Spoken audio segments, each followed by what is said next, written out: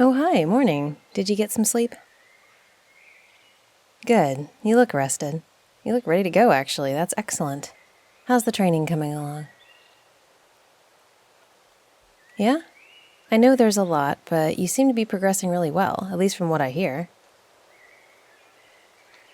Oh, yeah. Even Marsby, who almost never has a good thing to say about anyone, he says you're doing great, so don't worry.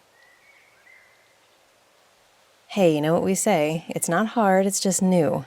And you seem to be learning as fast as you can. That's impressive. Okay, well, since you're here with me today, it's time to make a little more progress in animal handling. You ready to get started?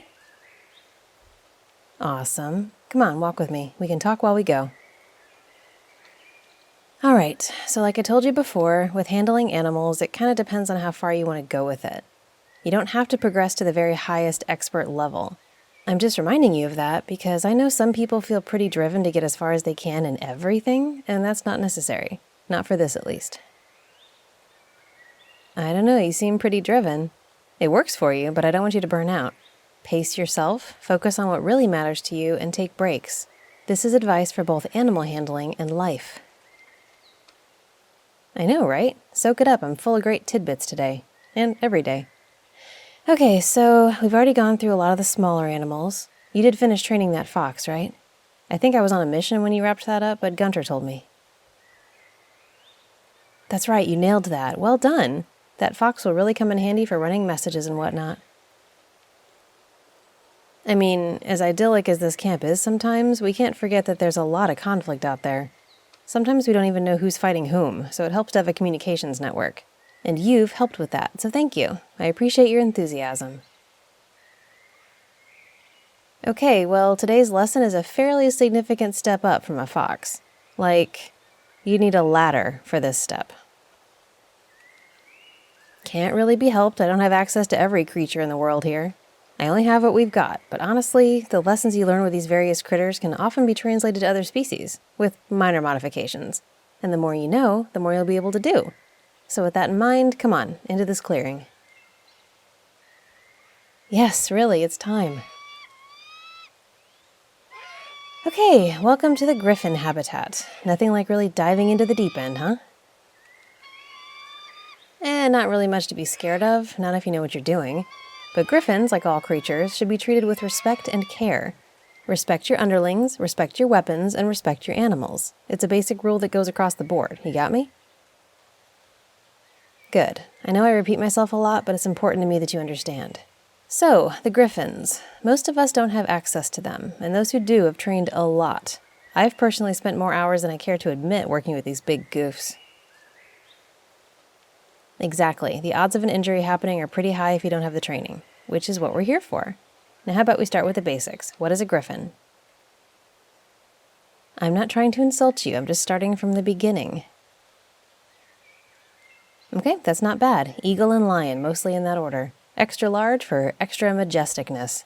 There's been some debate about whether it's actually a hawk and a panther or something like that, but really, who cares? Big boys, these fellas. Aw, come here, you. Give me a smooch. For the record, do not put your face anywhere near a griffin's beak until it respects you. Yep, as with so many creatures of the more magical persuasion, griffins need to respect you while you respect them. If they dislike you, they will eat you. It's really that simple. Don't worry, I'm sure they'll like you.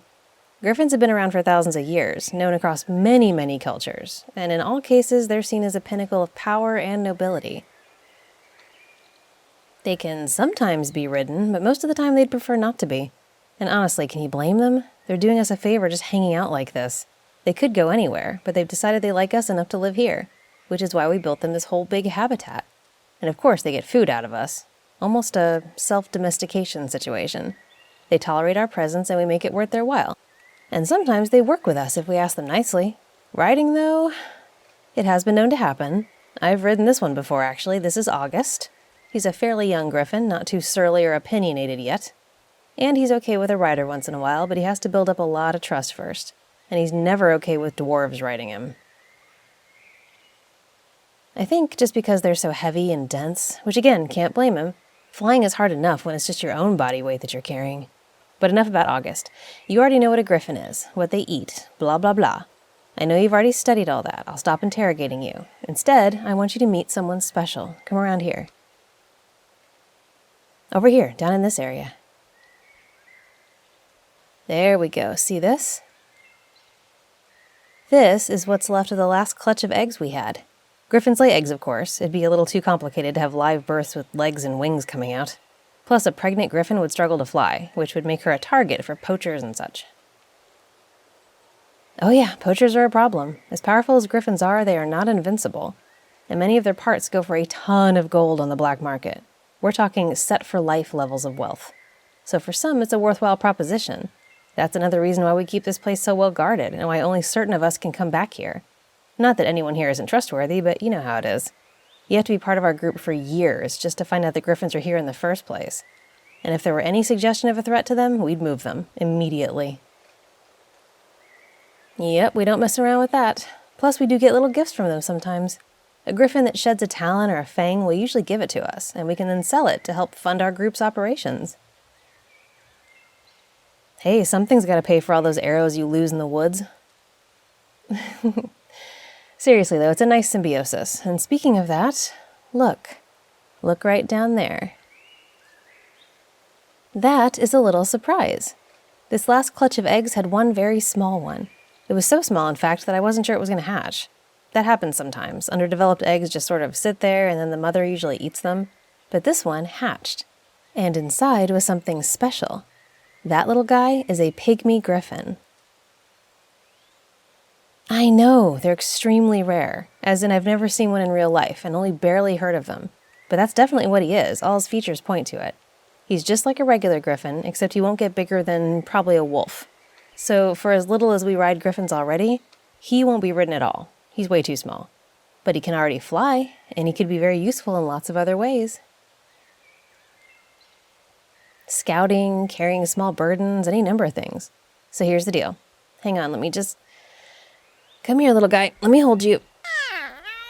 There you go. Who's a cute little man? Who's the cutest? Okay, this little fellow is yours to take care of.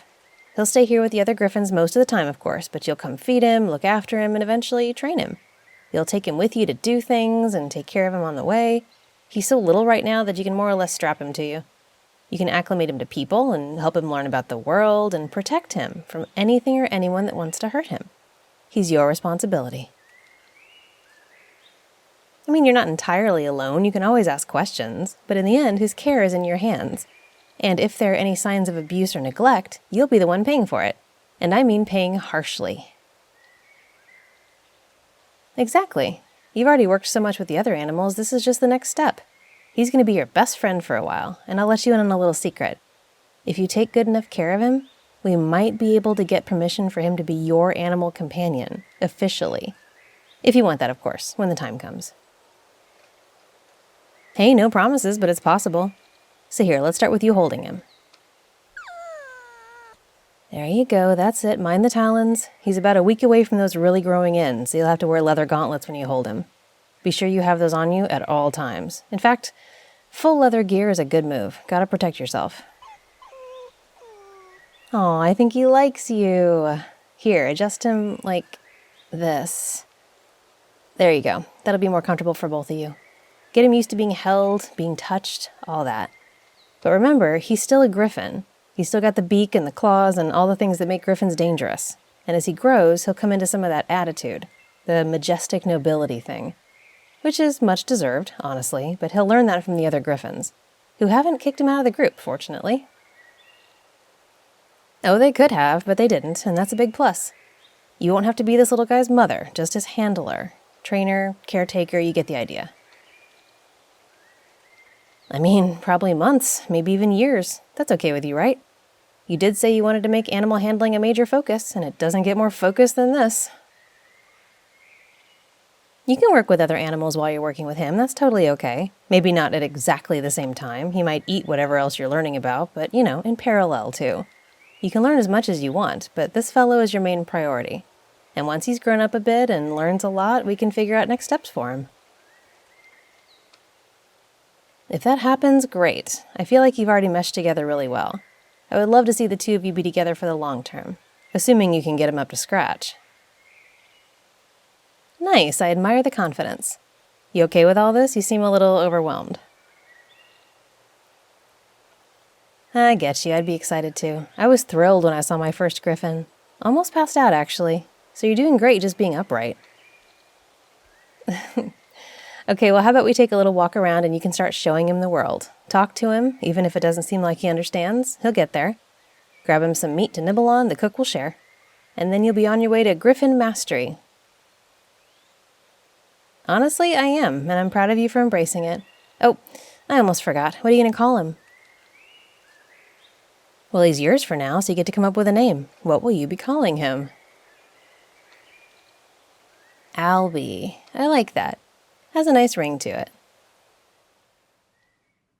Double the audios. That's what you get if you're a channel member here on YouTube, or a $5 patron on Patreon.